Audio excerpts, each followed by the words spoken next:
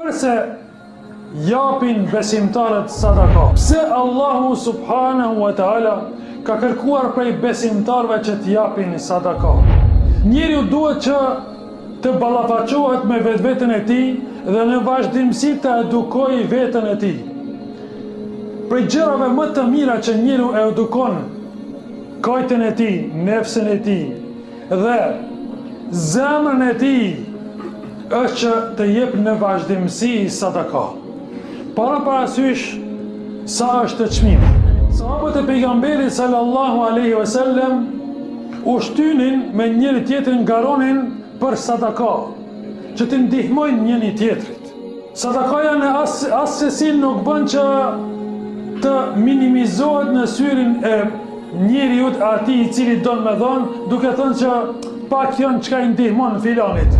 Nuk është më rëndësi se sa i ndihmon filanit, por është më rëndësi se a je pjesëmarrës apo regjistrohesh tek Allahu azza wa jall për atyve besimtarëve të cilët po japin për hir të Allahut azza wa jall, kur mos e neglizho. Se ka mundësi ai moment që ti jep sadaka, Allahu është i kënaqur në atë moment me veprimin tënd. Dhe Allahu azza wa jall don që besimtarët me i shpërbly, pa në parasysh kush jep dhe sa jep.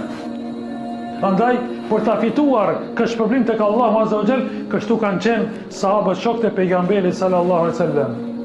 Në çdo gjë garonin, çdo kur. Andaj kanë thënë dietarët, kur të jepet mundësia me dhënë sadaka, jep. Në çdo aspekt.